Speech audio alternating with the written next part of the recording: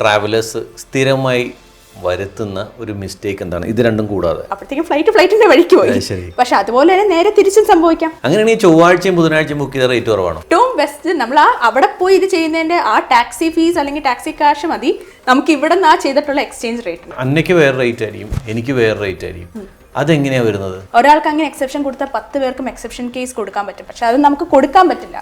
പലപ്പോഴും നമ്മൾ കൂടുതൽ ആൾക്കാർ ഉപയോഗിക്കുന്നത് എക്കണോമിക് ക്ലാസ് തന്നെയാണ്. എക്കണോമിക് ക്ലാസ്സിലുള്ളവർ എങ്ങനെയാണ് സീറ്റ് തിരഞ്ഞെടുക്കേണ്ടത്? ആരും ഉണ്ടാവില്ലായിരിക്കും ഫ്ലൈറ്റ്. നമ്മൾ ഒരു 1-2 പേര് മാത്രമായിരിക്കും. അങ്ങനെയാണെങ്കിൽ അവർ കിട്ടണ റേറ്റിന് വിൽക്കും. ഒരു ആവറേജ് ഇന്ത്യക്കാരൻ ഒരു യാത്ര നടത്തിയാൽ അനാവശ്യമായിട്ട് പൈസ ചെലവാക്കുന്ന എന്തിനൊക്കെ? ഇവർ ചിലപ്പോൾ പറയുമായിരിക്കും നമുക്ക് വിസയ്ക്ക് ഇത്ര റേറ്റ് മതി, വിസ അവിടെ ചെന്ന് വിസ ഓൺ അറൈവൽ ആണ്. പക്ഷേ റിയാലിറ്റിയിൽ അവിടെ ചെന്ന് കഴിയുമ്പോൾ വിസ ഓൺ അറൈവൽ ആയിരിക്കില്ല. അതിന് മുന്നേയുള്ള കുറേ പ്രൊസീജിയേഴ്സ് ഒന്നും സോഷ്യൽ മീഡിയയിൽ ഇവർ പറയുന്നില്ല. അപ്പോൾ അങ്ങനെയാണെങ്കിൽ ഞാൻ ഏറ്റവും കുറഞ്ഞ റേറ്റ് ബുക്ക് ചെയ്യണം എന്ത് ചെയ്യണം? അന്ന സന്തോഷം കണ്ടതിൽ കേട്ടോ. ലൈക്ക്വൈസ് 4.5 വർഷം അല്ലെങ്കിൽ 4 വർഷത്തിൽ കൂടുതലായി ട്രാവൽ ഇൻഡസ്ട്രിയിലുള്ളത്. ബേസിക്കലി എയർ ട്രാവൽ ഇൻഡസ്ട്രിയിലാണ് കൂടുതലുള്ളത്.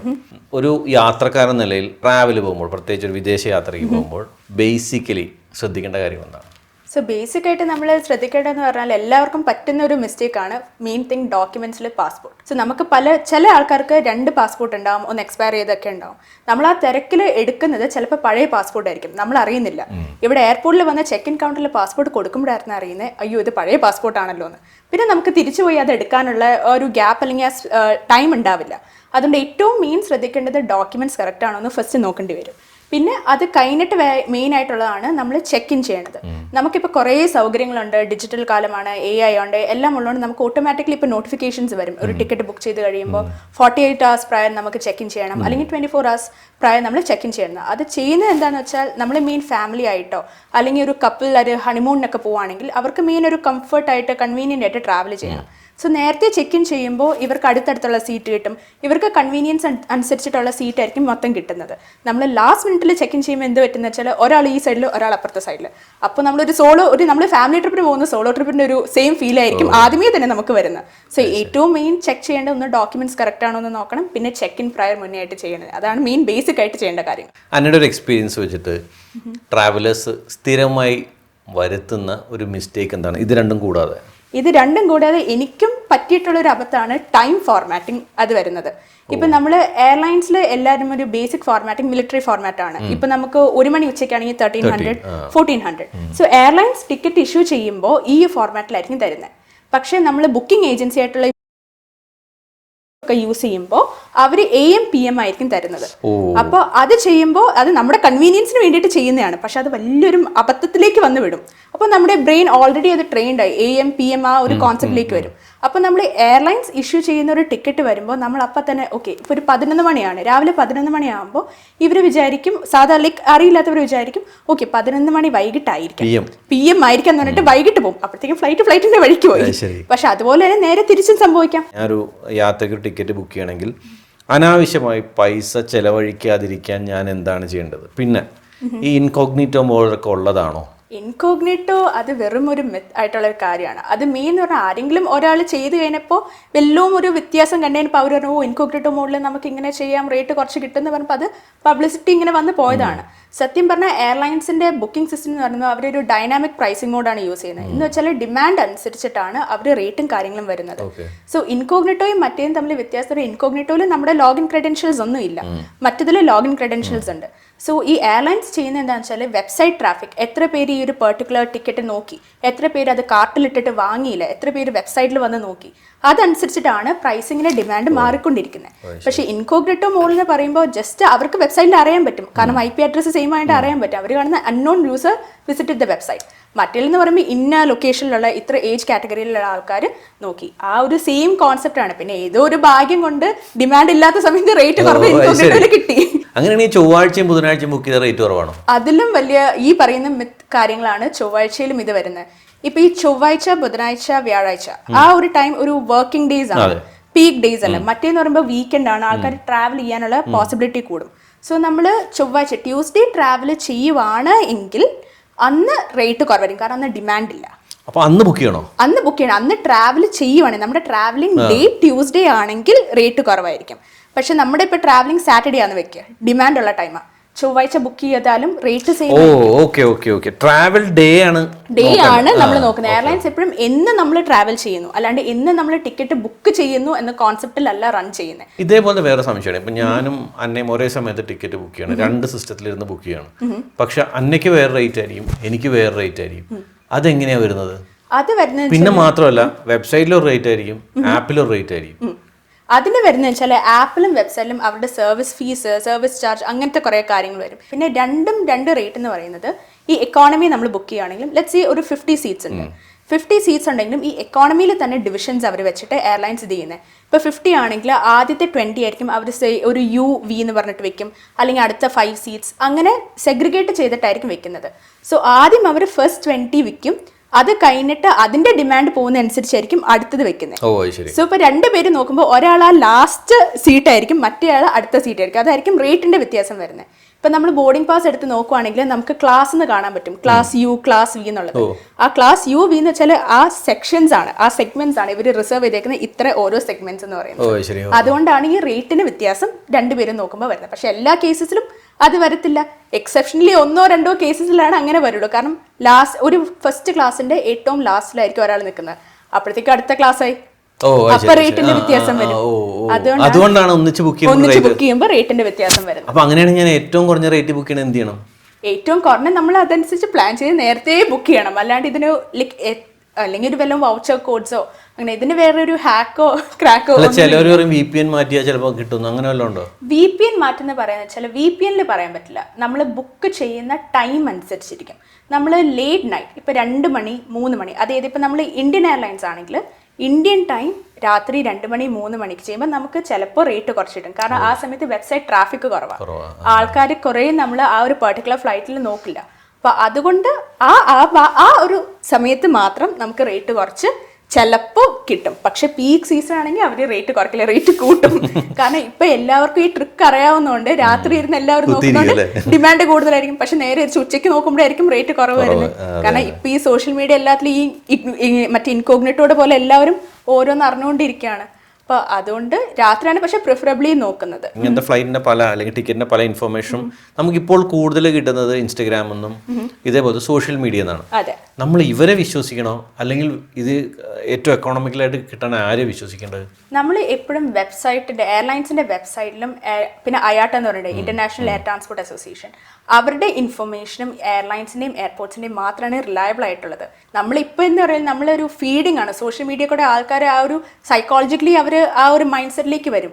പക്ഷേ റിയാലിറ്റി വേണമെങ്കിൽ ആ റിലയബിൾ സോഴ്സിൽ നോക്കിയാൽ മാത്രമേ നമുക്ക് കറക്റ്റ് ആയിട്ട് കിട്ടും. ഇവർ ചിലപ്പോൾ പറയുമായിരിക്കും നമുക്ക് വിസയ്ക്ക് ഇത്ര റേറ്റ് മതി, വിസ അവിടെ ചെന്ന് വിസ ഓൺ അറൈവലാണ്. പക്ഷേ റിയാലിറ്റിയിൽ അവിടെ ചെന്ന് കഴിയുമ്പോൾ വിസ ഓൺ അറൈവൽ ആയിരിക്കില്ല. അതിന് മുന്നേയുള്ള കുറേ പ്രൊസീജിയേഴ്സ് ഒന്നും സോഷ്യൽ മീഡിയയിൽ ഇവർ പറയുന്നില്ല. കാരണം സോഷ്യൽ മീഡിയയിൽ എല്ലാം എളുപ്പമാണ്, ആ ഒരു എല്ലാം ഒരു ഗ്ലിംസ് ആയിട്ടും ഇതായിട്ടും കാണിക്കുന്നത്, എല്ലാം നല്ല സുഖമുള്ള കാര്യങ്ങൾ. പക്ഷേ ബാക്ക് സ്റ്റോറിയും ബാക്ക് എൻഡും ബിഹൈൻഡ് ദ സീൻസും ഇവരാരും കാണിക്കുന്നില്ല. അവിടെയാണ് സോഷ്യൽ മീഡിയയുടെ പ്രശ്നം. ഒരു കമ്പനിയുടെ വെബ്സൈറ്റിൽ കൂടെ ബുക്ക് ചെയ്യുന്നതിനെക്കാട്ടും പൈസ കുറവായിരിക്കും ഒരുപക്ഷെ മറ്റ് പ്ലാറ്റ്ഫോമിൽ നിന്ന് ബുക്ക് ചെയ്യാൻ നേരത്ത്. അപ്പോൾ നമ്മൾ സ്വാഭാവികമായിട്ട് ആ പ്ലാറ്റ്ഫോമിലേക്കല്ലേ പോവുള്ളൂ. അതെ, അത് ഫസ്റ്റ് ടൈം നമ്മൾ ചെയ്യുമ്പോൾ അങ്ങോട്ടേക്ക് പോകും. കാരണം അവരെന്താ, അതും അവിടെ ഒരു ബിസിനസ് ട്രിക്കാണ്. നമ്മൾ വേറെ ബുക്കിംഗ് പ്ലാറ്റ്ഫോംസ് എന്ന് പറയുമ്പോൾ നമ്മൾ ഫസ്റ്റ് ടൈം യൂസേഴ്സിന് അവർ നല്ലൊരു ഡിസ്കൗണ്ട് കൊടുക്കും. അപ്പോൾ നമ്മൾ ആ ഡിസ്കൗണ്ട് ചെയ്യുമ്പോൾ നമ്മൾ ഓക്കെ ഇപ്പം നമുക്ക് ഡിസ്കൗണ്ട്, അപ്പോൾ അടുത്ത പ്രാവശ്യം നമ്മൾ ഇതിൽ തന്നെ നോക്കിയാൽ മതി. അടുത്ത പ്രാവശ്യം നോക്കുമ്പോഴായിരിക്കും service charge, convenience charge, baggage charge, അങ്ങനെ വന്ന് നോക്കുമ്പോൾ നമുക്ക് 2 ഫ്ലൈറ്റിന് പോകുന്ന എമൗണ്ട് ആയിരിക്കും ഇടയ്ക്ക് അങ്ങനെ വരുന്നത്. അത് ഫസ്റ്റ് ആ ബിസിനസ് ആൾക്കാരെ പിടിക്കാൻ വേണ്ടിയിട്ട് അവർ ആ ഒരു ഇങ്ങനെ ചെയ്യുന്നു എന്ന് മാത്രമേ ഉള്ളൂ. പക്ഷെ അതിലും നല്ല കൺവീനിയൻ്റ് ആണ് ഇത് ഈ എയർലൈൻസിന്റെ വഴി ബുക്ക് ചെയ്യുമ്പോൾ. പിന്നെയും മെയിൻ ഇതെന്ന് പറഞ്ഞാൽ നമുക്ക് വല്ല ഫ്ലൈറ്റ് ക്യാൻസലേഷൻ വന്നു, നമ്മൾ ഡിലേ വന്നു, ഒരു കണക്ഷൻ ഫ്ലൈറ്റ് ഉണ്ട്, ഡിലേ വന്നു, നമുക്ക് സെക്കൻഡ് ഫ്ലൈറ്റ് എടുക്കാൻ പറ്റിയില്ല. ഈ ബുക്കിംഗ് ഏജൻസി വഴിയാണെങ്കിൽ നമുക്ക് റീഫണ്ട് അങ്ങനത്തെ കുറേ കാര്യങ്ങൾ വരുള്ളൂ. അക്കൗണ്ടബിലിറ്റി റിലയബിലിറ്റിയും ഉണ്ടാവില്ല. പക്ഷേ ഇതാവുമ്പോൾ ഡയറക്റ്റ് എയർലൈൻസ് ആണെങ്കിൽ നമ്മൾ എയർലൈൻ ഓഫീസിൽ പോയാൽ മതി. ഓക്കെ അവരുടെ മിസ്റ്റേക്ക് കാരണം ഫ്ലൈറ്റ് ഡിലേ വന്നു, എയർലൈൻസിന്റെ മിസ്റ്റേക്ക് കാരണം ഫ്ലൈറ്റ് ഡിലേ വന്നു, നെക്സ്റ്റ് ഫ്ലൈറ്റിൽ അവർ റീബുക്ക് ചെയ്ത് തരും. ഈ സംഭവം മറ്റേതിലുണ്ട്. കാരണം അത് തേർഡ് പാർട്ടിയാണ്, അതിന്റെ ഒരു പ്രശ്നം കൂടെയും വരും. പലപ്പോഴും നമ്മൾ ചില ആൾക്കാർ ഇടുന്നുണ്ട്, ഇപ്പൊ കൺഫേം ടിക്കറ്റ് ബുക്കിംഗ് ചെന്നിട്ടും എയർപോർട്ടിൽ ചെന്നിട്ടും ടിക്കറ്റ് ഇല്ല എന്ന് അല്ലെങ്കിൽ സീറ്റ് ഇല്ല എന്ന് പറയുന്ന അങ്ങനെ ഒരു അവസ്ഥ വരുമോ? അങ്ങനത്തെ അവസ്ഥ എന്ന് പറയുമ്പോൾ ഈ ഓവർ ബുക്കിംഗ് എന്ന് പറയുന്ന ഒരു സംഭവം ഉണ്ട്. അപ്പൊ പിന്നെ എങ്ങനെയാണ് കൺഫേംഡ് ആവുന്ന ടിക്കറ്റ്? കൺഫേംഡ് എന്ന് പറഞ്ഞാൽ ഓവർ ബുക്കിംഗ് എന്ന് പറയുമ്പോൾ ഒരു 180 സീറ്റ്സ് ഉണ്ടെന്ന് വെക്കുക ഒരു എയർക്രാഫ്റ്റിൽ. പക്ഷേ ഇവർ 185 സീറ്റ്സ് എന്നും പറഞ്ഞിട്ടായിരിക്കും കൊടുക്കുന്നത്. കാരണം അവരുടെ ഒരു ഹിസ്റ്റോറിക്കൽ ഡേറ്റ എടുത്ത് നോക്കുമ്പോൾ എപ്പോഴും നോ ഷോസ് ഉണ്ടാവും. എന്ന് വെച്ചാൽ ആൾക്കാർ ബോർഡ് ചെയ്യാത്ത ഒരു ഇതുണ്ടാവും. അപ്പോൾ ആ ഒരു കോൺസെപ്റ്റ് വെച്ചിട്ടായിരിക്കും ഇവർ 185 ഓക്കെ ഇതിലും 5 പേര് ചിലപ്പോൾ വരില്ലായിരിക്കും എന്നൊരു പോസിബിലിറ്റി വെച്ചിട്ട് ചെയ്യുമ്പോഴായിരിക്കും 5 പേരും വരും. 185 ആൾക്കാരുണ്ട്. അവിടെയാണ് പ്രശ്നം വരുന്നത്. പിന്നെ വോളണ്ടിയർ ആയിട്ട് ആൾക്കാർ ചിലപ്പോൾ അടുത്ത ടിക്കറ്റിലേക്ക് എടുക്കാം. അല്ലെങ്കിൽ ഒരു പാസഞ്ചർ എന്താ ചെയ്യേണ്ടത്? അല്ലെങ്കിൽ ഒരു പാസഞ്ചർ അവിടെ എയർലൈൻ ഓഫീസിൽ പോകും. എയർലൈൻ ഓഫീസിൽ പോയിട്ട് അവർക്ക് വല്ലതും അടുത്ത ഫ്ലൈറ്റ് പിറ്റേ ദിവസം ആണെങ്കിൽ എയർലൈൻസ് അവർക്ക് അക്കോമഡേഷൻ കൊടുക്കണം, ഫുഡ് കൊടുക്കണം, എല്ലാ കാര്യങ്ങളും നോക്കണം, അടുത്ത ഫ്ലൈറ്റും കൊടുക്കണം. അത് റൈറ്റ് ആണ് പാസഞ്ചർ. അതെ, പാസഞ്ചറിന്റെ റൈറ്റ് ആണ്. കാരണം അവര് കാരണമല്ലല്ലോ ഇത് സംഭവിച്ചത്. എയർപോർട്ട് ഹാക്ക് ചോദിക്കുകയാണെങ്കിൽ എന്തായിരിക്കും പറയാ? ഇപ്പോൾ ഒരു എയർപോർട്ട് ഹാക്ക് ചോദിക്കുകയാണെങ്കിൽ ഇപ്പോൾ സാധാരണ നമ്മൾ എയർപോർട്ടിൽ പോകുന്നു, ഫസ്റ്റ് ടൈം എയർപോർട്ടിൽ പോവാണ്, ഒരു വലിയ എയർപോർട്ട് ആകുമ്പോൾ നമ്മൾ ബ്ലൈൻഡ്ലി അങ്ങ് ചെല്ലും. പക്ഷെ ആരും ആ എയർപോർട്ടിൻ്റെ ഇൻഫ്രാസ്ട്രക്ചർ എവിടെയാണ് നമ്മുടെ ഗേറ്റ് എന്നൊന്നും നോക്കില്ല. പക്ഷെ ശരിക്കും നമ്മൾ നോക്കണം. ഒരു വലിയൊരു എയർപോർട്ട് ആണെങ്കിൽ ഒരു 40 ഗേറ്റ്സ് എങ്കിലും ഉണ്ടാവും. ആ 40 ഗേറ്റ്സിൽ പിന്നെ 40 ABC 1ABC എന്ന് പറഞ്ഞാൽ പിന്നെയും ഉണ്ടാവും. നമുക്ക് കിട്ടുന്നത് ചിലപ്പോൾ 2C ആയിരിക്കും. അപ്പോൾ നമ്മൾ 2C അടുത്തല്ലേ, പക്ഷെ നമ്മൾ ചെന്ന് ഇറങ്ങുന്നത് വല്ലതും 39C പിന്നെ അത്രയും നമ്മൾ തിരിച്ചോടണം. ഇതൊന്നും നമ്മൾ അറിയാണ്ടായിരിക്കും നമ്മൾ അവിടെ ചെല്ലുന്നത്. പക്ഷെ ഇതൊക്കെ നേരത്തെ അറിയുകയാണെങ്കിൽ നമ്മൾ അവിടെ ചെല്ലുന്നു, ഗേറ്റിന്റെ അടുത്തുള്ള ഏതെങ്കിലും ഫുഡിലാണെങ്കിലും ഫുഡ് കോർട്ടിൽ എവിടെയാണെങ്കിൽ പോലും നമ്മൾ അവിടെ റിലാക്സ് ചെയ്തിരിക്കും. പറ്റുകയാണെങ്കിൽ ലാസ്റ്റ് മിനിറ്റ് ഇവിടെ നിന്ന് അങ്ങോട്ടേക്ക് ഓടണം, അവിടെ നിന്ന് ഇങ്ങോട്ടേക്ക് ഓടണം. പക്ഷെ നമ്മൾ എപ്പോഴും പറയും നമുക്ക് ഗേറ്റിന്റെ ഇൻഫർമേഷൻ കിട്ടുന്നത് ലാസ്റ്റ് ഒരു 15 മിനിറ്റ്സ് അല്ലെങ്കിൽ 45 മിനിറ്റ്സ് മുന്നേ ആയിരിക്കുന്നത്. പക്ഷെ നമ്മൾ നോക്കുവാണെങ്കിൽ ഈ സെയിം ഫ്ലൈറ്റ് ഇതിന് മുന്നേ ഒക്കെ ഏകദേശം ആ സെയിം സറൗണ്ടിങ്സിൽ തന്നെയായിരിക്കും വന്നിട്ടുണ്ടാവുക. അപ്പൊ അത് വെച്ച് കണക്കൂട്ടി ചെയ്യുന്നതാണ് ഏറ്റവും ബെസ്റ്റ്. പിന്നെ വേറെ എന്ന് പറഞ്ഞാൽ നമ്മൾ എപ്പോഴും കയ്യിൽ ഫിസിക്കൽ ക്യാഷ് വെച്ചിരിക്കണം എമർജൻസി ആയിട്ട്. നമ്മളിപ്പോൾ പറയും ഡിജിറ്റലാണ് ക്യാഷ്ലെസ് മറ്റതെന്നൊക്കെ പറഞ്ഞു കഴിഞ്ഞാൽ പ്രശ്നം എന്താണെന്ന് വെച്ചാൽ ആ സമയത്തായിരിക്കും ഒന്നിലെ ഇന്റർനാഷണൽ ട്രാൻസാക്ഷൻ ബ്ലോക്ക്ഡ് ആയിരിക്കും, ഡിക്ലൈൻഡ് ആയിരിക്കും, ചിലപ്പോൾ സെർവർ ഉണ്ടാവില്ല. അങ്ങനത്തെ കുറേ പ്രശ്നങ്ങൾ വരുമ്പോൾ നമുക്ക് ക്യാഷ് നമുക്ക് യൂസ് ചെയ്യാൻ പറ്റില്ല, കാർഡ് നമുക്ക് യൂസ് ചെയ്യാൻ പറ്റില്ല.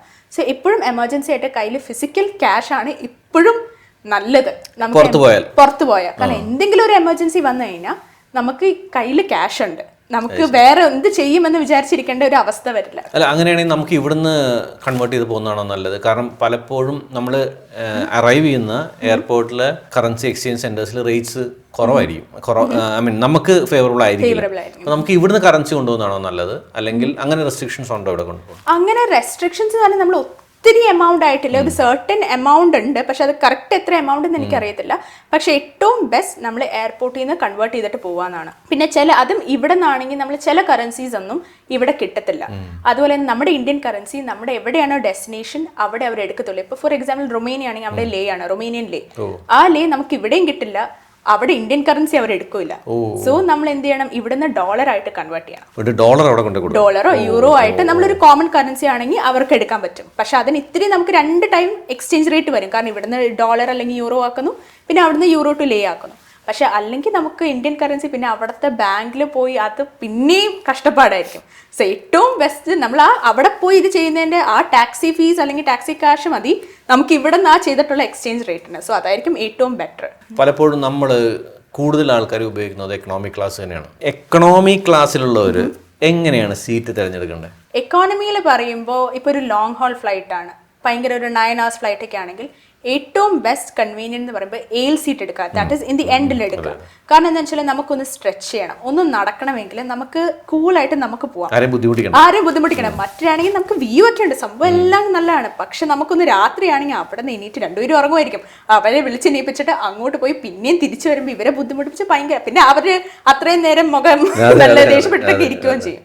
അതൊന്ന്. പിന്നെ നമ്മൾ മെയിൻ ലാബറട്ടറി, ദാറ്റ് ഈസ് ഏറ്റവും ബാക്കിൽ ഞാൻ എപ്പോഴും ഒരു 2-3 റോ ഒഴിവാക്കിയിട്ടാണ് ഇരിക്കുന്നത്. കാരണം എല്ലാവരും ചിലപ്പോൾ വാഷ്റൂമിൽ പോകുമായിരിക്കും, മീൽസിന് വേണ്ടിയിട്ട് എപ്പോഴും അങ്ങോട്ടും ഇങ്ങോട്ടും നടക്കും. ആ സമയത്ത് നമ്മൾ ആകെ കിട്ടുന്ന ഇച്ചിരി ഉറക്കമായിരിക്കും, അത് അവിടെ പോകും. അതുകൊണ്ട് പക്ഷേ ഏറ്റവും ബാക്കിൽ ചിലപ്പോൾ റേറ്റിനൊക്കെ ഇച്ചിരി വ്യത്യാസമാണ്. കാരണം ആർക്കും വേണ്ടാത്തൊരു സീറ്റാണ് അത്ര ഇത്, കാരണം നമുക്ക് കൺവീനിയൻ്റ് അല്ല. സോ അതുകൊണ്ട് എപ്പോഴും അതും ഒന്ന് മനസ്സിൽ വെച്ചിട്ട് വേണം എപ്പോഴൊരു നമ്മൾ ടിക്കറ്റ് ബുക്ക് ചെയ്യാം. പിന്നെ ചിലവർ പറയും ഇന്ന ഇതിന് ഒരു ആക്സിഡന്റ് വന്നാൽ നമുക്ക് സർവൈവ് ചെയ്യാൻ പറ്റും. അതും ഇതുപോലെ തന്നെ ഒരു മിത്തും കാര്യങ്ങൾ ഇതൊക്കെയാണ്. അങ്ങനെയൊന്നുമില്ല, ഒരു ഇത് വന്നാൽ എല്ലാവർക്കും അത് ബാധകമായിട്ട് ഇത് വരും.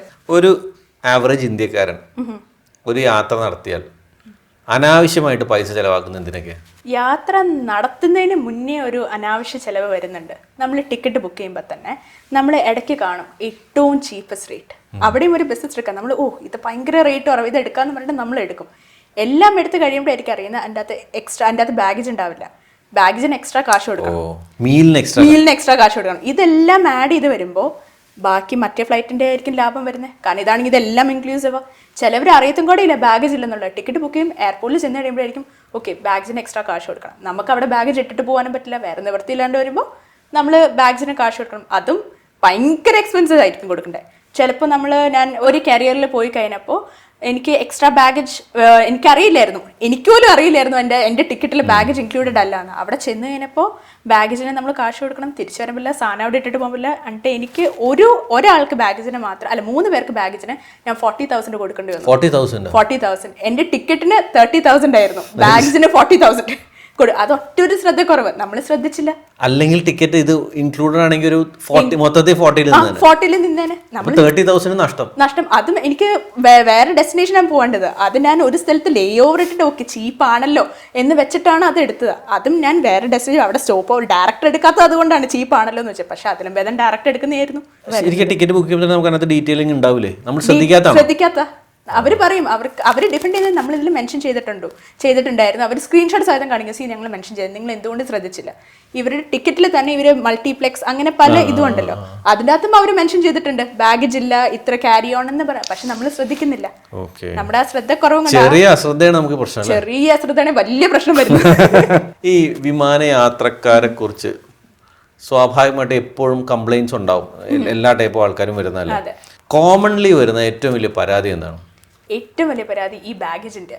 ഇപ്പൊ ഇവർക്ക് ബാഗേജ് ഉണ്ടെന്ന് പറഞ്ഞാൽ നമ്മൾ സ്പെസിഫിക്കലി ടിക്കറ്റിൽ മെൻഷൻ ചെയ്യും ഇത്ര kg ആണ് വേണ്ടത്. അതുപോലെ ചെക്ക് ഇൻ ചെയ്യാൻ നേരത്തെ വെബ്സൈറ്റിൽ എല്ലായിടത്തും ഇത്ര kg ആണ് വേണ്ടത് മെൻഷൻ ചെയ്തിട്ടാണ്. എന്നാലും അവർ പോട്ടെ 1 കിലോ അല്ലേ ഉള്ളൂ അത് അഡ്ജസ്റ്റ് ചെയ്യാന്നും പറഞ്ഞിട്ട് നേരെ വരും. അപ്പോൾ നമ്മുടെ കൗണ്ടറിൽ ഇരിക്കുന്ന സ്റ്റാഫ് പറയും ഓക്കെ പറ്റത്തില്ല. അപ്പോൾ അവിടെ കിടന്ന ആർഗ്യുമെന്റ് ആണ് ഇത്ര kg അതാണ്. പിന്നെ അവർ അവിടെ ഇരുന്ന് തുറന്ന് ഇത് നോക്കുന്നു, പിന്നെ വെയിറ്റ് ചെയ്യുന്നു. അത് അൺനെസസറി ഡിലേ ഉണ്ടാക്കും. അങ്ങനെ ഇത് ഒരാൾ, അതുപോലെ എത്ര ഒരു 10 പേരായി അത്രയും ഡിലേ വരിക. ഒരാൾക്ക് അങ്ങനെ എക്സെപ്ഷൻ കൊടുത്താൽ 10 പേർക്കും എക്സെപ്ഷൻ കേസ് കൊടുക്കാൻ പറ്റും. പക്ഷെ അത് നമുക്ക് കൊടുക്കാൻ പറ്റില്ല. അത് പാസഞ്ചേഴ്സ് അത് ശ്രദ്ധിക്കേണ്ട ഒരു കാര്യമാണ്. അത് അവർക്കും ബുദ്ധിമുട്ടുണ്ടാവും, സ്റ്റാഫിനും ബുദ്ധിമുട്ട്. കാരണം സ്റ്റാഫ് എന്ന് പറയുമ്പോൾ ഒരാളെയല്ലേ ഹാൻഡിൽ ചെയ്യുന്നത്, അത്രയും ആൾക്കാരുണ്ട്. ഇതേപോലെ തന്നെ പിന്നെയും ഒരു 20 പേരും ഉണ്ടാവും. അവരുടെ എല്ലാവരുടെയും സാറ്റിസ്ഫാക്ഷൻ നമുക്ക് മീറ്റ് ചെയ്യാനും ഭയങ്കര ബുദ്ധിമുട്ടാണ്. അതാണ് ഒരു കംപ്ലൈന്റ് എന്ന് പറയുമ്പോൾ ഒരു ചാലഞ്ച്. കാരണം നമുക്ക് ഏവിയേഷൻ ഇൻഡസ്ട്രിയിൽ നമുക്ക് പാസഞ്ചേഴ്സ് ആണ് ഏറ്റവും, നമുക്ക് കംപ്ലൈൻറ്റ്സ് ഇല്ല, അവരുടെ ഒരു ചാലഞ്ച് ആണ് നമുക്ക് ഇതിൻ്റെ ഉള്ളത്. അതുകൊണ്ട് ബാഗേജ് എപ്പോഴും ശ്രദ്ധിക്കേണ്ട ഒരു കാര്യമാണ്. എത്രയ്ക്ക് അതും ക്യാരി ഓൺ മാത്രമല്ല, ചെക്ക് ഇൻ മാത്രമല്ല ക്യാരി ഓണിലും നോക്കണം. നമ്മൾ പലപ്പോഴും കാണാറുണ്ട് എയർപോർട്ടുകളിൽ ഫ്ലൈറ്റ് ഡിലേ കഴിയുമ്പം ഒച്ചപ്പാടും ബഹളവും, ആർഗ്യുമെന്റ്സ്, സ്റ്റാഫിനോട് ബഹളം വയ്ക്കുന്നു. ചില സമയത്ത് സ്റ്റാഫും അതേപോലെ നമ്മുടെ ബഹളം വയ്ക്കുന്നു. ഈ ഒരു ഫ്ലൈറ്റ് ഡിലേ ഇത്ര ആർഗ്യുമെന്റ്സ് ഉണ്ടാക്കുന്ന അല്ലെങ്കിൽ ഒരു സീൻ ഉണ്ടാക്കുന്നതുകൊണ്ട് പ്രത്യേകിച്ച് കാര്യമുണ്ടോ? ഒരു കാര്യമില്ല. കാരണം സ്റ്റാഫിന് തന്നെ അവർക്ക് അവരുടെ മാനേജ്മെന്റ് പറയുന്ന ഇതനുസരിച്ച് ഇവർ ചെയ്യാൻ പറ്റുള്ളൂ. ഇപ്പോൾ ഒരു വെതർ കാരണമാണ് ഒരു ഡിലേ വന്നത് എങ്കിൽ അവർക്ക് ഒന്നും ചെയ്യാൻ പറ്റില്ല. വെതർ അത് ക്ലിയർ ആവേണ്ട ഒന്നും. കാരണം അത് എന്തുകൊണ്ടാണ് ചെയ്തത്, ഇവരുടെ സേഫ്റ്റിക്ക് വേണ്ടിയിട്ടാണ് നമ്മൾ ആ ഡിലേ വന്നത്. നല്ല സ്റ്റോമും മഴയൊക്കെ ഉള്ളപ്പോൾ നമുക്ക് റിസ്ക് എടുത്തിട്ട് നമുക്ക് ഫ്ലൈറ്റ് എടുക്കാൻ പറ്റില്ല. കാരണം അതുകൊണ്ടാണ് നമുക്ക് ഒരു റീസെന്റ് ഒരു എയർ ഇന്ത്യ ഓവർഷൂട്ട് ചെയ്ത് പോയത് ഈ സെയിം വെതറിന്റെ ഒരു പ്രശ്നം വന്നിട്ടുണ്ട്. അപ്പോൾ നമുക്ക് അവരുടെ സേഫ്റ്റിയാണ് ഏറ്റവും പ്രാധാന്യം. അത്രയും ഡിലേ, അത് ഒരു ദിവസത്തെ ഡിലേ ആണെങ്കിലും അവരുടെ സേഫ്റ്റിയാണ്. കാരണം അവരില്ലെങ്കിൽ നമുക്ക് നാളെ ഫ്ലൈറ്റ് ഇല്ല. സോ അതുകൊണ്ട് അവിടെ അൺനെസസറി ആർഗ്യുമെന്റ്സിന് ചെയ്തിട്ടും വലിയ ഗുണമില്ല. നമ്മൾ എയർലൈൻസ് മാക്സിമം പറ്റുന്നത് ചെയ്യുന്നുണ്ട്. അവർക്ക് അടുത്ത ഫ്ലൈറ്റിൽ റീബുക്ക് ചെയ്യാനാണെങ്കിലും വെതർ ശരിയാവാണ്ട് ആ ഫ്ലൈറ്റും നമുക്ക് ടേക്ക് ഓഫ് ചെയ്യാൻ പറ്റത്തില്ല. സോ അത് മനസ്സിലാക്കണം. ഇവിടെ പാസഞ്ചേഴ്സിന്റെ ഫ്രസ്ട്രേഷൻസും നമുക്ക് മനസ്സിലാക്കാവുന്ന കാര്യമുള്ള ഒരു എമർജൻസി കാര്യം. പക്ഷേ നമുക്ക് വേറെ ഓപ്ഷൻ ഇല്ല. ഒരു എയർപോർട്ടിൽ ചെയ്യാൻ പാടില്ലാത്ത 3 കാര്യങ്ങൾ എന്താണ്? ഒരു എയർപോർട്ടിൽ എന്ന് പറഞ്ഞാൽ ഫസ്റ്റ് നമ്മളിപ്പോൾ ട്രാവൽ ചെയ്യാൻ നേരത്ത് ഇന്റർനാഷണൽ ട്രാവലിംഗ് പറയുമ്പോൾ നമുക്ക് ഡമ്മി ടിക്കറ്റ് ഉണ്ടാവും. ഇപ്പം നമുക്ക് വിസയ്ക്കൊക്കെ ചെയ്യാൻ നേരത്ത് നമുക്ക് ചില സമയത്ത് നമ്മൾ ഫ്ലൈറ്റ് ടിക്കറ്റ് നമ്മൾ കാണിക്കണം. അപ്പോൾ ചിലവർ ഡമ്മി ടിക്കറ്റ് എടുക്കും. എന്ന് വെച്ചാൽ നമ്മൾ ഏജൻസിയിലെടുത്ത് ട്രാവൽ ഏജൻസിയിലെടുത്ത് പറഞ്ഞിട്ട് ഒരു ടിക്കറ്റ് നമ്മുടെ പേരിൽ PNR കാര്യങ്ങളും വെച്ചിട്ട് ഇഷ്യൂ ചെയ്യും. പക്ഷെ അത് 24 hours മാത്രമാണ് റിസർവേഷൻ വാലിഡ് ഉള്ളൂ. 24 hours കഴിഞ്ഞിട്ട് പൈസ കൊടുത്തില്ല എങ്കിൽ ടിക്കറ്റ് ഓട്ടോമാറ്റിക്കലി ക്യാൻസൽ ചെയ്യും. പക്ഷെ നമുക്ക് ആ ടിക്കറ്റ് വെച്ചിട്ടാണ് വിസയ്ക്കും എല്ലാത്തിനും നമ്മൾ അപ്ലൈ ചെയ്യുന്നത്. കാരണം ഇൻ കേസ് വിസ കിട്ടിയില്ല എങ്കിൽ നമുക്ക് ഫ്ലൈറ്റ് ടിക്കറ്റിന്റെ പൈസ പോകത്തില്ല. സോ ഈ സെയിം ഡമ്മി ടിക്കറ്റ് എടുത്തിട്ട് ഇതുപോലത്തെ ഡമ്മി ടിക്കറ്റ് എടുത്തിട്ടായിരിക്കും എയർപോർട്ടിലേക്ക് പോകുന്നത്. അല്ല, ഡമ്മി ടിക്കറ്റ് നമ്മൾ കൈ കിട്ടുമോ? നമുക്കത് മെയിലിൽ നമുക്ക് അത് ട്രാവൽ ഏജൻസിക്കാരാണ് നമുക്ക് ഇത് ചെയ്തത്. നമുക്ക് തന്നെ അത് ചെയ്യാൻ പറ്റത്തില്ല. സോ ഇത് തന്നു കഴിയുമ്പോൾ ഈ ഡമ്മി ടിക്കറ്റും കൊണ്ട് എയർപോർട്ടിൽ പോകും. അപ്പോൾ എയർപോർട്ടിൽ പോകുമ്പോൾ ഇവർ റിട്ടേൺ ടിക്കറ്റ് കാണിക്കാൻ പറയുമ്പോൾ നമ്മൾ ഈ ഡമ്മി ടിക്കറ്റ് എടുത്ത് കാണിക്കും. ഇവർ ചിലപ്പോൾ ഈ PNR എടുത്ത് സിസ്റ്റത്തിൽ അടിച്ചു നോക്കുമ്പോൾ നമ്മുടെ റിസർവേഷൻ കാണത്തില്ല. അവിടെ അൺനെസസറി ക്വസ്റ്റ്യൻസ് വരും. കാരണം അവർ എന്തിനാ ഈ എയർ ടിക്കറ്റ് ചോദിക്കുന്നത്, നമ്മൾ പോയാൽ തിരിച്ചു വരുമോ എന്ന് അറിയാനായിട്ട്. അപ്പോൾ ഇവർ നോക്കി കഴിയുമ്പോൾ ഇവർക്കൊരു സസ്പെഷൻ ഉണ്ടാവും, പിന്നെ അൺനെസറി ക്വസ്റ്റ്യൻസ് ഉണ്ടാവും, ഇതൊക്കെ ഉണ്ടാവും. കാരണം എന്തായാലും നമ്മൾ പോകുമ്പോൾ ആക്ച്വൽ റിട്ടേൺ ടിക്കറ്റ് നമ്മുടെ കയ്യിലുണ്ടാവും, അതേ കാണിക്കാവുള്ളൂ. ഡമ്മി ടിക്കറ്റ് ഒരിക്കലും കാണിക്കരുത്. അവിടെ പിന്നെ ഇമിഗ്രേഷനിലായിക്കോട്ടെ ചെക്ക് ഇൻ കൗണ്ടറിലാണെങ്കിലും അവിടെ ഒരു ക്വസ്റ്റ്യൻ വരും. പിന്നെ രണ്ടാമെന്ന് പറയുമ്പോൾ നമ്മൾ ചെക്ക് ഇൻ കൗണ്ടറിൽ നമ്മുടെ മാത്രം ഒരു കണക്ഷൻ ആയിരിക്കില്ല, വേറെ എയർലൈൻസിലും പോകും, ഐ മീൻ വേറെ ഫ്ലൈറ്റ്സ് എടുക്കുന്നവരും ഉണ്ടാവും. നമ്മൾ ഓൺ ടൈം കറക്റ്റ് ടൈമിലൊക്കെ വരുന്നു, നമുക്ക് ഇനിയും സമയമുണ്ട്, 2.5 മണിക്കൂറുണ്ട് ഫ്ലൈറ്റ്, ഒരു കുഴപ്പമില്ല. അപ്പോഴായിരിക്കും ഒരാൾ ലേറ്റ് ആയിട്ട് വരുന്നത് വേറെ ഫ്ലൈറ്റിൽ പോകാൻ.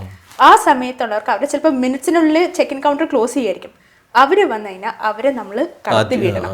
നമ്മൾ ആ സമയത്ത് ഈഗോ, നമ്മൾ ഫസ്റ്റ് വന്നു, അതൊന്നും കാണിക്കുക. കാരണം നമ്മളെ പോലെ തന്നെ അവരും ടിക്കറ്റ് എടുത്ത് വന്നാണ്, അവരുടെ ഭാഗത്തായിരിക്കും മിസ്റ്റേക്ക്. നമുക്ക് വേറെ ധൃതിയില്ല, നമ്മൾ എത്ര നേരത്തെ ചെന്നാലും ആ ടൈമിലല്ലാണ്ട് ഫ്ലൈറ്റ് എടുക്കത്തില്ല. അപ്പോൾ അവർക്ക് എപ്പോഴും ഒരു കൺസിഡറേഷൻ കൊടുക്കണം. പിന്നെ മെയിൻ ഇമ്പോർട്ടൻ്റ് എന്ന് പറഞ്ഞാൽ നമ്മൾ ഈ സെക്യൂരിറ്റി ചെക്കിനിലൊക്കെ പോകുമ്പോൾ നമ്മൾ അവരെ എപ്പോഴും റെസ്പെക്ട് ചെയ്യാം. നമ്മൾ അവിടെ സൂക്ഷിക്കേണ്ടതെന്ന് പറഞ്ഞാൽ നമ്മൾ അൺനെസസറി ആയിട്ട് ജോക്കായിട്ട് പോലും ഇങ്ങനെ ബോംബ്, ഹൈജാക്കിംഗ്, ത്രെറ്റ്, ടെററിസം എന്നൊക്കെ വെറുതെ പറഞ്ഞാലും ഇവര് ഭയങ്കര സീരിയസ് ആയിട്ട് എടുക്കും. അതൊന്ന് വെറുതെ അവര് ഭയങ്കര ബോംബാന്ന് പറയും. പിന്നെ ചുമ്മാ ഫോണിൽ എന്തെങ്കിലും വെറുതെ തമാശക്ക് പറഞ്ഞാൽ മതി, ഇവര് സീരിയസ് ആയിട്ട് എടുക്കും. ഇവര് നമ്മൾ ഈ കുറുക്കന്റെ ബുദ്ധി അല്ലെങ്കിൽ പൂച്ചകളുടെ ചെവിയുടെ ഇതുപോലെയാണ്, ഇവരത്ര കേൾക്കും. കേട്ട് കഴിഞ്ഞാൽ പിന്നെയും അവിടെ ക്വസ്റ്റനിങ് ആയി, ഇതായി, പിന്നെ ഡിലേ. ചിലപ്പോൾ ചില കേസിൽ എയർപോർട്ട് വരെ ക്ലോസ് ചെയ്യാറുണ്ട്. ഇവർ ചിലപ്പോൾ ബോംബ് ത്രെട്ട് ആണെന്ന് വിചാരിച്ച് അതുവരെ ചെയ്യേണ്ട. അത് വളരെ ശ്രദ്ധിക്കേണ്ടിരിക്കും. തമാശയ്ക്ക് പോലും നമ്മൾ ക്രിമിനൽ ഒഫൻസ് ആണോ? അത് നമുക്ക് പിന്നെ അവിടെ ലീഗലി ഇത് വരും, ഫൈനും കാര്യങ്ങളും ഇതൊക്കെ വരും. കാരണം നമ്മളൊരു സെക്യൂരിറ്റി, ഒരു നാടിന്റെ സെക്യൂരിറ്റിയുടെ ഒരു ഭാഗമാണല്ലോ. ആ സമയത്ത് നമ്മളൊരു ബോംബ് ത്രെട്ട് എന്ന് കേട്ട് കഴിയുമ്പോൾ ഓക്കെ ഇവിടെ ഉണ്ടോ, ഒരു എന്തോരം സ്ഥലത്തേക്ക് പോകുന്ന ഫ്ലൈറ്റാണ്, നമ്മുടെ ഇന്ത്യ മാത്രമല്ല ഇന്റർനാഷണലും പോകുന്നതാണ്. സോ അത് എപ്പോഴും ഒരു പാസഞ്ചർ കെയർഫുൾ ആയിട്ട് വെക്കേണ്ട ഒരു കാര്യമാണ്. ഈ വിസ ഓൺ അറൈവലാണോ നല്ലത്? കാരണം ഒരുപാട് രാജ്യങ്ങളിൽ ഇപ്പം വിസ ഓൺ അറൈവൽ ഉണ്ട് ഇന്ത്യക്കാർക്ക്. അതാണോ നല്ലത്? നമ്മൾ ഈ വിസ എടുത്ത് നേരത്തെ പോകുന്നതാണോ നല്ലത്? എപ്പോഴും എൻ്റെ പ്രിഫറൻസ് വിസ എടുത്തിട്ട് പോകുന്നതാണ്. കാരണം നമ്മൾ വിസ ഓൺ അറൈവൽ എളുപ്പമായിരിക്കും, ചിലപ്പോൾ ഓക്കെ ആയിരിക്കും, ചിലപ്പോൾ ഓക്കെ ആയില്ല എങ്കിൽ ആ ഒരു റിസ്ക് ഫാക്ടർ നമുക്ക് എടുക്കണ്ടല്ലോ. ഓൾറെഡി നമ്മുടെ കയ്യിൽ ഈ ഡോക്യുമെൻറ്റും വിസ ഉണ്ടെങ്കിൽ നമുക്കൊന്നും പേടിക്കേണ്ട, കൂളായിട്ട് നമുക്ക് പോകാം. ചിലപ്പോൾ അവർ എത്തുമ്പോഴായിരിക്കും പറയുന്നത് എന്തെങ്കിലും ഡോക്യുമെന്റ്സ് വേണം, നമ്മുടെ കയ്യിലില്ലായിരിക്കും, വീട്ടിലായിരിക്കും. ആ സമയത്ത് അതിൻ്റെ പുറകെ നടക്കേണ്ട ആവശ്യമില്ലല്ലോ. നമ്മൾ എന്തായാലും നമ്മൾ പോകാൻ പ്ലാൻ ചെയ്ത് സ്ഥിതിക്ക് ഈ എന്തായാലും വിസയുടെയും കൂടെ ഒരു പ്ലാൻ ചെയ്യുവാണെങ്കിൽ നമുക്ക് അത്രയും എളുപ്പമായിരിക്കും. അൺനെസസറി ഹാസലിൻ്റെ ആവശ്യമില്ല. നമ്മൾ എപ്പോഴും ഒരു ഹാസൽ ഫ്രീ ട്രാവൽ ആയിരിക്കും നോക്കേണ്ടത്. അൺനെസസറി ഹാസൽ നമുക്ക് ഒഴിവാക്കാം. അതുകൊണ്ട് ഓൾവേസ് വിസ ബിഫോർ എടുക്കുന്നതായിരിക്കും ഏറ്റവും നല്ലത്. പിന്നെ ആരൊക്കെയായിരിക്കും ഈ വിസ ഓൺ അറൈവൽ എടുക്കുന്നത്? പെട്ടെന്ന് പ്ലാൻ ചെയ്യുന്നവർ ഇപ്പോൾ പെട്ടെന്നൊരു ബിസിനസ് മീറ്റിംഗ് ഉണ്ടാവും, അല്ലെങ്കിൽ ഒരു കോൺഫറൻസ് ഉണ്ടാവും, അവർക്ക് പിന്നെ വിസ എടുക്കാനുള്ള ടൈം ഉണ്ടാവില്ല. പിന്നെ ചിലവരൊരു കൗതുകം പോലെ പെട്ടെന്ന് തീരുമാനിക്കാം നമുക്കന്ന് ഇങ്ങോട്ട് പോവാം. അപ്പം അങ്ങനെയുള്ളവർ പോയിട്ട് എടുക്കും. പക്ഷേ എപ്പോഴും സേഫ് സോൺ മുന്നേ എടുക്കാം. മറ്റതും ഓക്കെ ആയിട്ട് പോകും, എന്നാലും ബെറ്റർ എപ്പോഴും പ്രിപ്പയർഡ് ആയിട്ട് ഇരിക്കുന്നതാണ്. ട്രാവൽ ഇൻഷുറൻസിന് എത്രമാത്രം ഇമ്പോർട്ടൻസ് ഉണ്ട്? ട്രാവൽ ഇൻഷുറൻസ് നമ്മൾ എപ്പോഴും പറയും അതൊരു ഇൻവെസ്റ്റ്മെൻറ്റാണ്, ചുമ്മാ പൈസ കളയുന്നത്. പക്ഷേ അതൊരു നെസസിറ്റിയാണ്. That is more like a peace of mind. കാരണം നമുക്ക് എവിടെയെങ്കിലും പോകുമ്പോൾ അവിടത്തേക്ക് ഹെൽത്ത് ഫെസിലിറ്റീസ് കാര്യങ്ങൾ ഇതൊക്കെ ഭയങ്കര എക്സ്പെൻസീവാണ്. അപ്പോൾ ട്രാവൽ ഇൻഷുറൻസ് ഉള്ളപ്പോൾ നമുക്ക് എന്തെങ്കിലും ഒന്നും പറ്റാണ്ടിരിക്കട്ടെ, പക്ഷെ എന്തെങ്കിലും പറ്റിക്കഴിഞ്ഞാൽ ഓൾവേസ് നമ്മുടെ ട്രാവൽ ഇൻഷുറൻസിലുള്ളതുകൊണ്ട് അത് കവേർഡ് ആണ്. പുറത്താണെങ്കിലും വിദേശ രാജ്യത്താണെങ്കിലും. അതെ, അതുകൊണ്ടാണ് നമ്മൾ മെയിൻ യൂയിൽ ട്രാവൽ ചെയ്യുമ്പോൾ വിസയ്ക്ക് അപ്ലൈ ചെയ്യുന്നതിന്റെ മാൻഡേറ്ററി ഡോക്യുമെന്റ് ആണ് ട്രാവൽ ഇൻഷുറൻസ്. ട്രാവൽ ഇൻഷുറൻസ് ഇല്ലാണ്ട് ഇവരെ വിസ കൊടുക്കത്തില്ല. അപ്പോൾ അതുകൊണ്ട് നമുക്ക് എന്തായാലും ഇത് പോകുമ്പോൾ ട്രാവൽ ഇൻഷുറൻസ് ഉണ്ട്, അപ്പോൾ എന്തായാലും ബൈ ഡിഫോൾട്ട് നമ്മൾ എടുക്കണം. അത് എപ്പോഴും ഇമ്പോർട്ടൻ്റ്. അത് ഒരു നെസസിറ്റിയാണ്, ഒരു പീസ് ഓഫ് മൈൻഡ് കൂടിയാണ്. ഒരു എയർലൈൻ ഇൻഡസ്ട്രിയിൽ ജോലി ചെയ്യുന്ന എന്നെ ഉപയോഗിക്കുന്ന ട്രാവൽ ഹാക്കുകൾ എന്താണ്? ഞാൻ ഉപയോഗിക്കുന്ന ട്രാവൽ ഹാക്ക് എന്ന് പറഞ്ഞാൽ ഇപ്പം നമുക്ക് കുറച്ച് ദിവസമാണ് ട്രാവലിംഗ് ഉള്ളൂ എന്ന് വിചാരിക്കും, ലൈക്ക് 1 or 2 days ഉള്ളൂ എങ്കിൽ ഞാൻ ഒരിക്കലും ചെക്ക് ഇൻ ബാഗേജ് എടുക്കത്തില്ല, ക്യാരി ഓൺ ഹാൻഡ് ക്യാരി മാത്രം. കാരണം എന്താണെന്ന് വെച്ചാൽ നമ്മൾ ഓൾറെഡി ബോർഡിംഗ് പാസ് ഞാൻ എടുത്ത് ചെക്ക് ഇൻ ചെയ്ത് കയ്യിൽ ബോർഡിംഗ് പാസ് ഉണ്ട്. മെയിനായിട്ട് വേണ്ട ഡ്രസ്സും കാര്യങ്ങളും ക്യാരി ഓണിലുണ്ട്. നേരെ നമുക്ക് ചെല്ലാം. ഈ പറയുന്ന 3 മണിക്കൂർ മുന്നേ ഒന്നും പോകേണ്ട ആവശ്യം, കാരണം ഓൾറെഡി നമ്മുടെ കയ്യിൽ കാര്യങ്ങളുണ്ട്. അതുപോലെ തന്നെ അറൈവ് ചെയ്ത് കഴിയുമ്പോൾ ബാഗേജ് ക്ലെയിമിൽ നിന്നിട്ട് എൻ്റെ ബാഗേജ് തപ്പി നോക്കിയെടുത്ത് അതൊന്നും ചെയ്യേണ്ട ആവശ്യമില്ല, എനിക്ക് നേരെ ഇറങ്ങിയിട്ട് പോവാം. അതുകൊണ്ട് നമുക്ക് ഒത്തിരി ഇതില്ല എങ്കിൽ എപ്പോഴും ഈ ക്യാരി ഓൺ ആണ് ഏറ്റവും. ക്യാരി ഓൺ ആണെങ്കിൽ ഇന്റർനാഷണൽ ട്രാവലിന് എത്ര മണിക്കൂർ മുമ്പ് വരണം? ഇപ്പം ഇന്റർനാഷണൽ ആണെങ്കിൽ ഐ വുഡ് ഓൾവേസ് പ്രിഫർ ഒരു 3 hours എങ്കിലും. കാരണം ക്യാരി ഓൺ ആണെങ്കിൽ നമുക്ക് ഇമിഗ്രേഷൻ ക്രോസ് ചെയ്യണം, അത് കഴിഞ്ഞിട്ട് സെക്യൂരിറ്റി ചെക്കിനുണ്ട്. കാരണം ഇമിഗ്രേഷനിൽ എന്തെങ്കിലും ഡിലേ വന്നാൽ അവിടെ പ്രശ്നം വരും. പിന്നെ വേറെ പാസഞ്ചേഴ്സ് ഉണ്ട്, വേറെ ഫ്ലൈറ്റ്സിലൊക്കെ പോകുന്നവർക്ക് അത്രയും തിരക്കും കാര്യങ്ങളും ഉള്ളപ്പോൾ ഓൾവേസ് ബെറ്റർ നമുക്ക് എന്തായാലും അന്നത്തെ ദിവസം നമുക്ക് ട്രാവലിംഗ് ആണ്. അപ്പം നമ്മൾ നേരത്തെ പോയി ഇരിക്കുകയാണെങ്കിൽ അത്രയും ബെറ്റർ ആയിട്ട് നമുക്ക് റിലാക്സ് ചെയ്ത് പോകാം. ചിലർ ലാസ്റ്റ് മിനിറ്റ് ടിക്കറ്റ് എടുത്താൽ ഭയങ്കര വില കുറച്ച് കിട്ടുമെന്ന് പറയും, അതൊരു ഗാമ്പിൾ ആണോ? അത് കൈൻഡ് ഓഫ് ഗാമ്പിൾ എന്ന് പറയില്ല, ലക്കെന്നും പറയാൻ പറ്റില്ല, നമുക്കത് പ്രെഡിക്റ്റ് ചെയ്യാൻ പറ്റില്ലാത്ത കാര്യമാണ്. ഇപ്പോൾ ഒരു പീക്ക് സീസണൽ ടൈമാണെന്ന് വിചാരിക്കുക. സീസണൽ ടൈം ആണെങ്കിൽ നമ്മൾ ലാസ്റ്റ് മിനിറ്റിൽ ബുക്ക് ചെയ്യുമ്പോൾ ഹൈലി ഡിമാൻഡഡ് ഉള്ള ടൈമാണ്. 1-2 സീറ്റ് ആയിരിക്കും ബാക്കി ഉണ്ടാവുള്ളൂ, റേറ്റ് ഭയങ്കരമായിട്ട് കൂടും. പക്ഷെ ചില സമയത്ത് ആരും ഉണ്ടാവില്ലായിരിക്കും ഫ്ലൈറ്റ്, നമ്മൾ ഒരു 1-2 പേര് മാത്രമായിരിക്കും. അങ്ങനെയാണെങ്കിൽ അവർ കിട്ടുന്ന റേറ്റിന് വിൽക്കും. ഇപ്പൊ ഞാൻ ഒരു കോംപ്ലിമെന്ററി അപ്ഗ്രേഡ് ചോദിക്കുകയാണ് എന്റെ സീറ്റിൽ, അത് ഞാൻ അവിടെ കൗണ്ടറിലാണോ ചോദിക്കേണ്ടത്, ഫ്ലൈറ്റിനകത്ത് എയർ ഹോസ്റ്റസ് ആണോ ചോദിക്കേണ്ടത്? 2 രീതിയിൽ നമുക്ക് ചെയ്യാം. അകത്തല്ല നമ്മൾ ചോദിക്കേണ്ടത്, ഒന്ന് ചെക്ക് ഇൻ കൗണ്ടറിൽ നമുക്ക് ചോദിക്കാം, അല്ലെങ്കിൽ നമ്മൾ ബോർഡിംഗ് ടൈമിൽ നമുക്ക് ചോദിക്കാം. അപ്പൊ ആരും ടിക്കറ്റ് എടുത്തില്ല അല്ലെങ്കിൽ ആ ഫസ്റ്റ് ക്ലാസ്സിൽ ഉള്ളവർ വന്നിട്ടില്ല എന്നുണ്ടെങ്കിൽ അവർ ചിലപ്പോൾ നമുക്ക് അപ്ഗ്രഡേഷൻ ഓൺ സ്പോട്ട് നമുക്ക് തരാനുള്ള സാധ്യതയുണ്ട്. അത് പൈസ കൊടുക്കണോ? അത് ചിലപ്പോൾ നമ്മൾ പൈസ കൊടുക്കേണ്ടി വരും, ചിലപ്പോൾ പൈസ കൊടുക്കേണ്ടി വരും. കാരണം അവർ ഫസ്റ്റ് പ്രിഫറൻസ് കൊടുക്കുന്നത് അവരുടെ loyalty members, frequent travellers, points ഉള്ളവർക്ക് കൊടുക്കും. അങ്ങനെ കൊടുത്ത് കഴിഞ്ഞിട്ടാണ് പിന്നെ അവർക്കൊരു കൺസിഡറേഷൻ നമുക്ക് നമുക്ക് ഭാഗ്യം ഉണ്ടെങ്കിൽ നമുക്ക് കിട്ടും. ഈ ട്രാവൽ ഇൻഫ്ലുവൻസേഴ്സ് എന്ന് പറഞ്ഞൊരു കാറ്റഗറി ഇപ്പോൾ ഉണ്ട്. ഇവർ പറയുന്നത് എത്രമാത്രം ശരിയാണ്, എത്രമാത്രം കള്ളമാണ്? അത് it depends, case to case. ഇവര് തന്നെയാണല്ലോ പറഞ്ഞത് ഇൻകോഗ്നിറ്റോ മോഡിന്റെയും ഈ ചൊവ്വാഴ്ചയുടെയും കാര്യങ്ങൾ. അതുകൊണ്ട് ഇവരാണെങ്കിലും എല്ലാം കാണിക്കുന്നത് നമ്മൾ പറയില്ലേ, like the grass is always green in the other side, ആ സെയിം രീതിയിലായിരിക്കും അവർ കാണിക്കുന്ന എല്ലാം. നല്ല ഭംഗിയാണ്, ഒരു തിരക്കുമില്ല, സ്മൂത്ത് ട്രാവൽ, ലൗഞ്ച്, ഇതൊക്കെ. പക്ഷെ ഇതിന്റെ പുറകിൽ ഈ ഇമിഗ്രേഷന്റെ ക്യൂ, ഈ ഡമ്മി ടിക്കറ്റിന്റെയും ടിക്കറ്റ് ചോദിക്കുന്നതിന്റെയും സെക്യൂരിറ്റി, ഇതൊന്നും ഇവർ കാണിക്കുന്നില്ല. എല്ലാം നല്ല ഭംഗിയായിട്ട് കാണിക്കുന്നത്. പിന്നെ ഇവർ മെയിൻ ഡെസ്റ്റിനേഷൻ മാർക്കറ്റിംഗ് പോലെ ഡിജിറ്റൽ മാർക്കറ്റിംഗ്, ലൈക്ക് ഡിജിറ്റലി അവർ മാർക്കറ്റ് ചെയ്യുന്നു. അതാണ് ഇവർ ചെയ്യുന്നത്. ഡെസ്റ്റിനേഷൻ ആണെങ്കിൽ ഇവർ കാണിക്കുന്ന വല്ലോ മാർച്ചിൽ എന്തെങ്കിലും ടൈമിൽ പോയിട്ട് തിരക്കില്ലാത്ത സമയത്ത് നോക്കുമായിരിക്കും. പക്ഷെ ഡിസംബർ ക്രിസ്മസ് ടൈമിലായിരിക്കും ഇതും പ്രതീക്ഷിച്ചിട്ട് പോകുന്നത്. നമ്മൾ കാണേണ്ട സാധനം പോലും കാണാൻ പറ്റില്ല. ഞാൻ അടുത്ത ചോദിക്കാൻ പോയതാണ്, കാരണം ഭയങ്കര സീനിക്കാണ് പല ഇതിലും. പക്ഷെ അല്ലാതെ പോയവർ പറഞ്ഞു ഇതൊന്നും ഇല്ലല്ലോ, ഇവിടെ ഒന്നുമില്ല. ഇപ്പൊ നമ്മൾ ദുബായിലാണെങ്കിൽ നമ്മൾ കാണുമ്പോൾ ദുബായ് നല്ല ഭംഗിയാണ്, പക്ഷെ റിയാലിറ്റി പോയിപ്പോൾ അവരുടെ ട്രാഫിക് കാരണം നമുക്ക് ഒരു സ്ഥലത്ത് നിന്ന് വേറെ സ്ഥലത്തേക്ക് പോകണമെങ്കിൽ മണിക്കൂറുകൾ പിടിക്കും. പക്ഷെ ഇതൊന്നും ഇൻഫ്ലുവൻസേഴ്സ് കാണിക്കത്തില്ല. ഇവരെവിടെയെങ്കിലും പോകുന്നു, നല്ല വ്യൂ, നല്ല ഇത്, അത്രേ ഉള്ളൂ. പക്ഷേ ഇതിലൊന്നും നമ്മൾ വീടരുത്. നമ്മൾ എപ്പോഴും ഒരു ഇച്ചിരി റിസർച്ച്, ഇപ്പം നമുക്ക് ChatGPT ഉണ്ട്, ജെമിനി ഉണ്ട്, എല്ലാ സാധനം. ഇത്ര റിസർച്ച് ചെയ്യുക, ഇത് ചെയ്യുക. പിന്നെ അവിടെ എവിടെയാണോ, അവിടുത്തെ ഏത് ഹോട്ടലാണോ ബുക്ക് ചെയ്തത്, അവിടുത്തെ റിസപ്ഷനിൽ വിളിച്ച് ചോദിക്കുക. ഇവരൊക്കെ നമുക്ക് ഒരു ഗൈഡൻസ് തരും. അല്ലാണ്ട് നമ്മൾ ട്രാവൽ ഇൻഫ്ലുവൻസേഴ്സും ഇതും കാര്യങ്ങളൊക്കെ കാണിച്ചിട്ട് കാര്യമില്ലേ. അടുത്ത 10 വർഷം കൊണ്ട് അല്ലെങ്കിൽ അടുത്ത 10 വർഷം കഴിയുമ്പോൾ ഈ ട്രാവൽ രംഗം എങ്ങനെ മാറും? ട്രാവൽ ഇപ്പോൾ ഫോർ എക്സാമ്പിൾ കോവിഡ് വന്നപ്പോൾ പറഞ്ഞു, അയ്യോ ആരും ട്രാവൽ ചെയ്യുന്നില്ല, ഇടിച്ച് താഴ്ത്തി, അയ്യോ എയർ ട്രാവൽ ഇത് മൊത്തം തീർന്നു, ഏവിയേഷൻ ഇൻഡസ്ട്രി തകർന്നു എന്ന് പറഞ്ഞു. പക്ഷെ കോവിഡ് കഴിഞ്ഞപ്പോൾ more than ever people wanted to travel. Air ട്രാഫിക്കും കാര്യങ്ങളൊക്കെ കൂടി ആൾക്കാർക്ക് ഇപ്പോൾ ട്രാവൽ ചെയ്യണം. അതുകൊണ്ട് അതുപോലെ ഇപ്പോൾ AI-ൻ്റെയും എല്ലാം കാലഘട്ടം വന്നുകൊണ്ട് ഈ എയർലൈൻസിൻ്റെ ടേക്ക് ഓഫ്, ഇത് ലാൻഡിങ് കൂടി മാത്രമല്ല, എയർപോർട്ടിൽ ഉള്ള security check in, baggage screening, immigration എല്ലാം ഒരു AI മോഡലിലും ഒരു നമുക്ക് എഫിഷ്യൻ്റ് ആവുന്ന രീതിയിലാണ് വരുന്നത്. പക്ഷേ ഇപ്പോൾ എയർബസ് വരുന്നത് ഇപ്പോൾ ഈ 2031 ആകുമ്പോൾ 0 കാർബൺ എമിഷൻ എന്ന് പറഞ്ഞിട്ട് ഒരു കോൺസെപ്റ്റിൽ ഇവർ എയർക്രാഫ്റ്റ് സ്റ്റാർട്ട് ചെയ്യുന്നുണ്ട്. ഇതെല്ലാം ഫ്യൂച്ചറിസ്റ്റിക് ആയിട്ട് പ്ലാനിങ് ഉണ്ട്, എല്ലാത്തിനും സസ്റ്റൈനബിലിറ്റി.